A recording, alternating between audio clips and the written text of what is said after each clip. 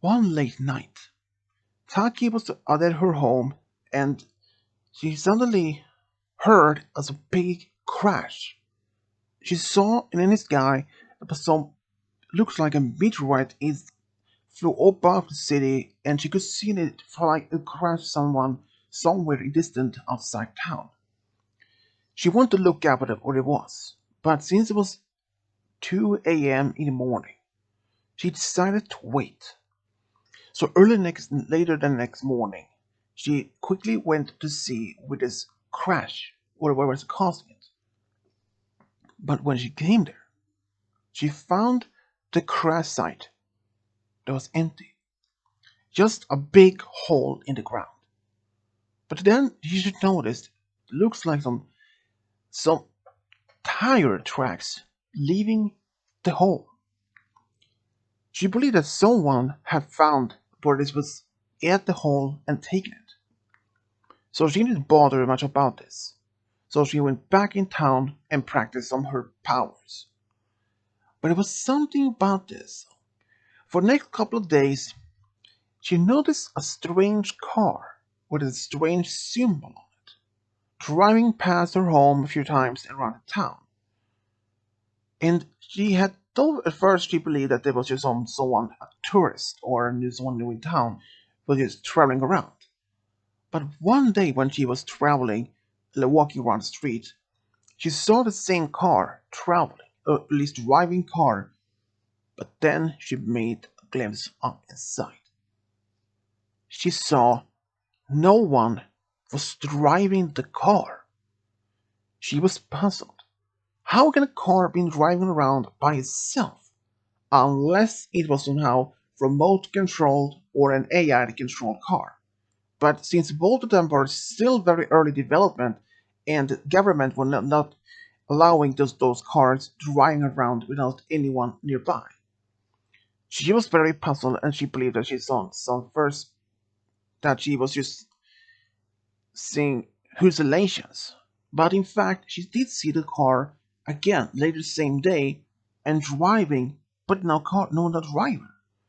And now she was very curious. But she was even very high alert. What if this was some sort of trick or by someone playing a prank on her? But after that sight, she didn't see the car for the next couple of days. And she almost forgot, but she put that in her memory and slowly fade away. But there was something about the car though, because a week later, she heard stories of some other people in town had seen this driverless car driving around in town. And now people have become worried, who is driving the car? Or it is a ghost driving this car. She managed to take a picture of this symbol on the car and used and searched online for any possible match of what it could have been. But no match at all. She searched for almost 2 hours, but didn't find any match to this symbol. But when she was in the forest outside about a week later for training, she heard a sound, and it was a car. She thought, since there was a road nearby, so she didn't pay much attention. But then she saw the same car again. But then suddenly, she heard a strange sound from the car, and she looked around behind some trees and saw the car changing. It was like it was transforming to a big robot, and she could not believe it. She then knew this wasn't even a car. This robot had apparently this ability to transform into a vehicle and back to its robot form. She believed that this robot could be hostile, so she used her mist power, and suddenly the entire forest in the area was covered in deep mist. This robot was very curious how this mist happened, and he used somehow then turned around somehow. He could see Taki at the forest, and he stands by a more serious tone. Who are you? What are you doing? And what are you doing? She then stepped out behind it from the trees and just looked at him. She said that her name was Taki, and she is the one who made the mist because she wants to see how he would react or what we would do. But he didn't do anything. He just stood there. He didn't transform back to car or anything. She seen that he has two weapons, but never using them. She asked him what is he doing there and what he's from, who built him. He then adds the same thing, but he asked her how can she made this mist. She said she will answer his questions and if he can answer hers. And he agreed. Only if she was willing to step forward and talk more closely. At least. But she wasn't much up to the idea. But she luckily agreed to do at least step forward just a bit. She lowered the mist just a little bit so they both can see each other clearly. Then he explained that his name is Mirage, and he is an Autobot from the planet Cybertron. She asked where he came from and how did he end up in Japan. He was a little bit puzzled that he was in Japan, because last time he remembered that he was in a battle against an enemy called Decepticons, and that they were using a space bridge to bring some more Decepticons from Cybertron to Earth. But he was voluntarily, among others, to go back to Cybertron to stop this invasion force. But during the battle, this space bridge became unstable, and he was somehow transported back to Earth, but apparently ended up in Japan. And he tried to send a broadcast around the world for several days now, for several weeks, to get the attention from the other Autobots. But he didn't get any response back. And Taki, she explained that she has never heard about the planet Cybertron or any Decepticons or Autobots in it before. She was really honest about that. She actually seemed honest when Mirage looked at her. But it was something about her that he was really interested. Then he asked her, how is it possible that she can use, or at least create, mist? She explained, she has the power to do so. She is an alien that belonged to the race known as Zachary. Zachary was really surprising to him though. So apparently both were aliens. So even Taki was really still much cautious and still high alert against this new stranger. But after they've been talking for about an hour, it seemed to turn out that he is an Autobot, that he's a good guy, and she removed the mist entirely, and he quickly transformed back to a car. And then he opened a door and asked her to hop in. But first she didn't want to even do that.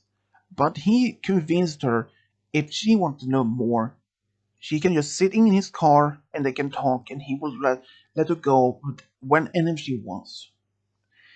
At first she had no idea if to trust him at all.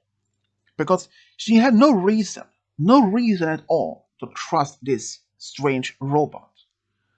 But somehow she agreed to at least get to know him more and to get some more information.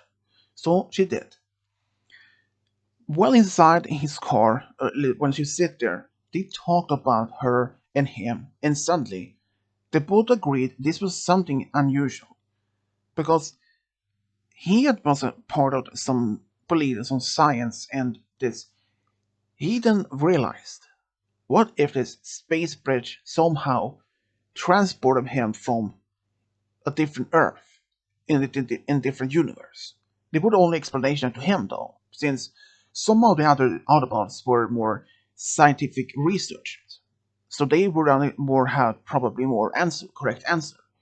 But since he then understood, since No one had ever seen an Autobot or Decepticon on Earth before, which makes sense in his mind.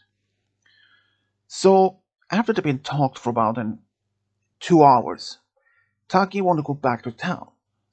But then, suddenly, Mirage actually proposed an question that he can take her back into town. At first, since the town was about maybe it's a half hour a walk, and she will agree to that. So when it came to town center, he opened the door and she walked out. Before he drove away, she told him that if he wanted to see her again, he will meet her outside town, near an old factory, where they can talk more privately, without anyone would be suspicious anything. So she did. So for the next couple of days they met at this old factory, where they talked about almost anything. He was curious to know more about the Zachary, and she was more curious about to know more about the Autobots, Decepticons, and even about Cybertron. Learning that his kind had been fighting against Decepticons for millions of years. And she was very, very deeply interested about his kind. She even showed him how she controlled the powers, and she explained there are even a few others Zachary in town. But then he asked her if they all had the same powers. But she explained, not all of them had any particular special powers.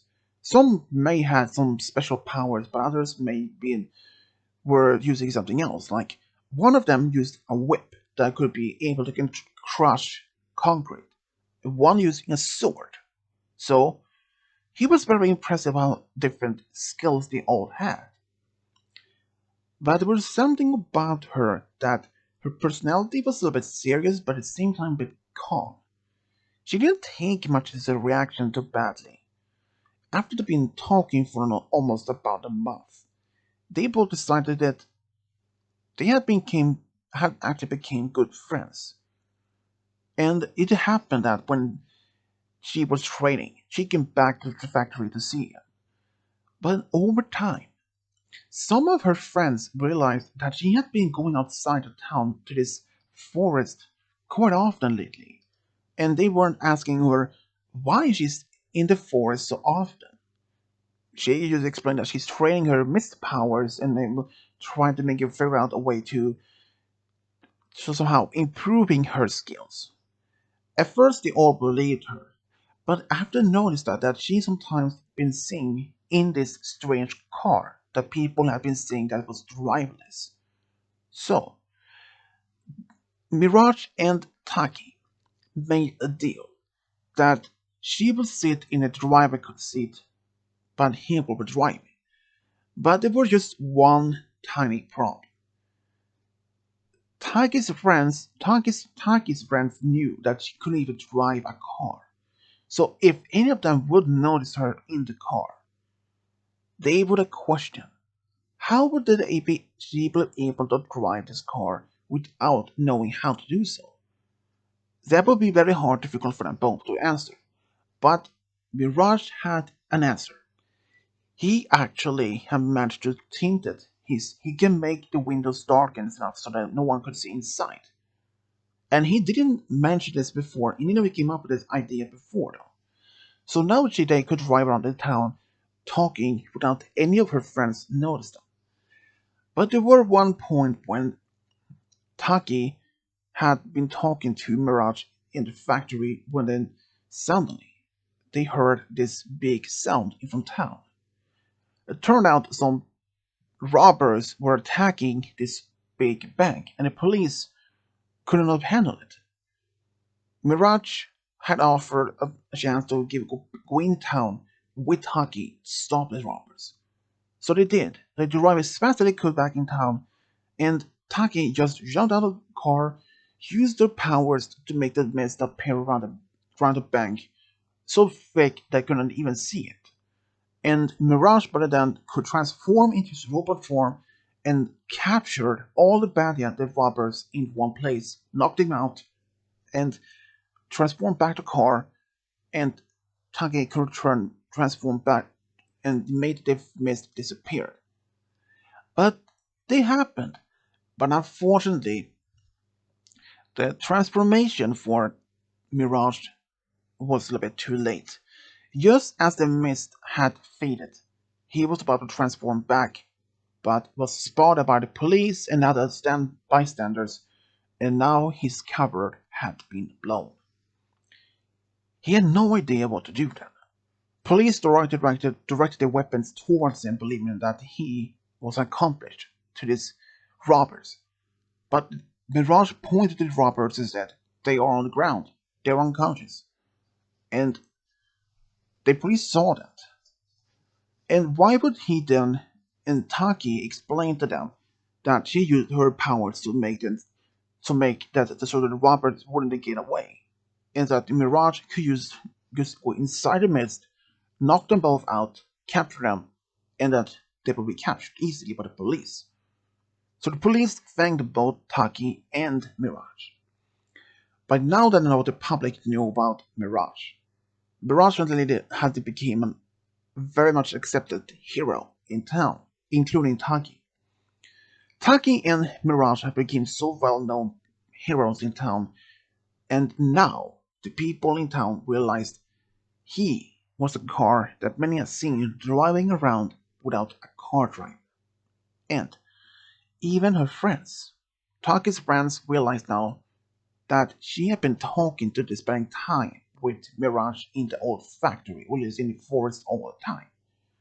They were a little bit angry at her that why didn't then she explain or tell the truth to her friends?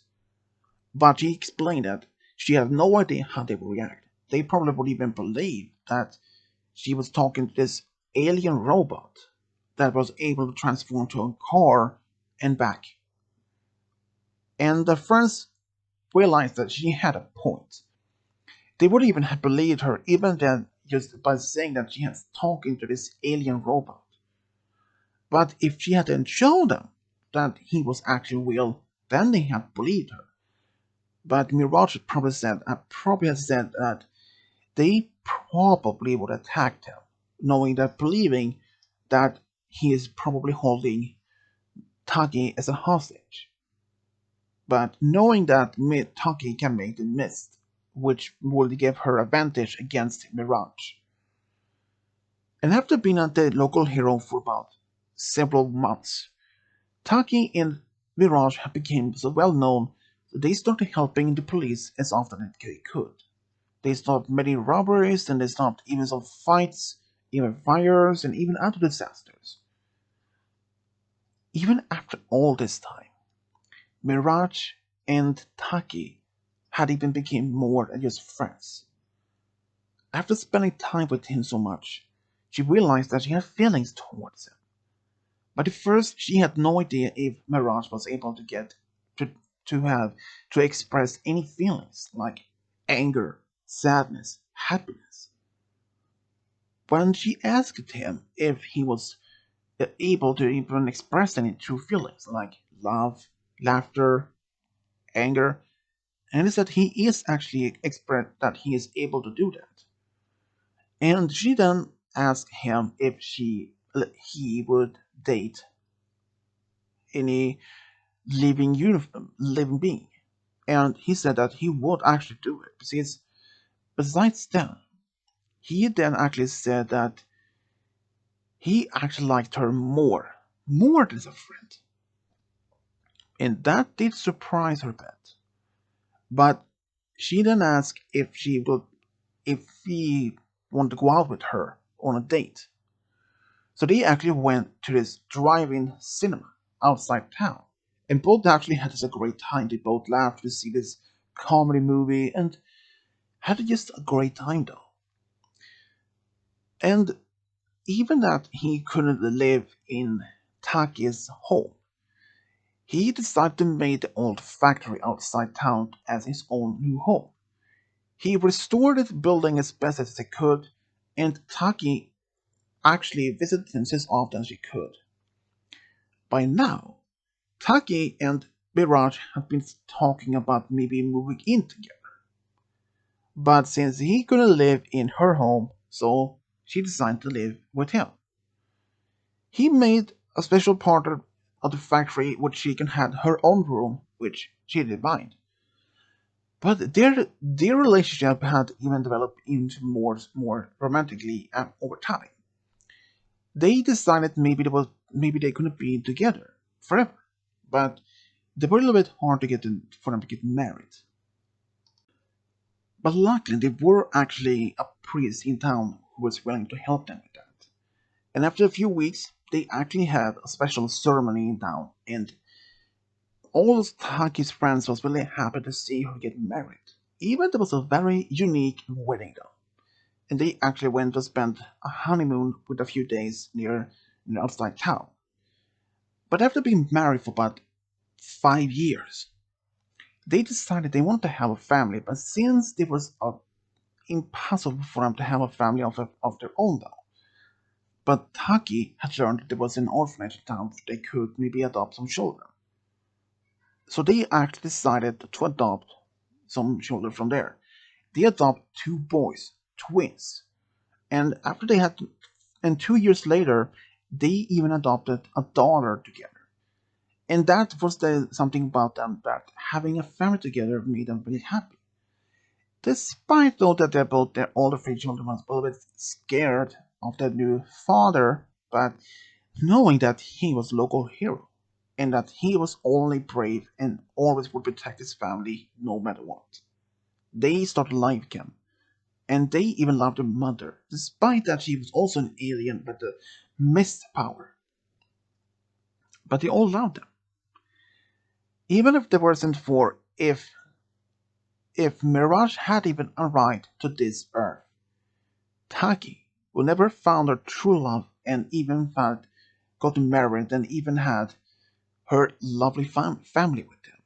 And Mirage, he never expected to fall in love with a samurai warrior or a hero and have a family with her.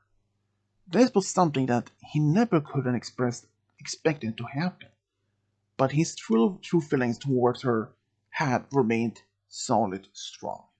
And the love for each other only grew stronger for each single day. And that's how Mirage and Taki found a true love and a big family. The end.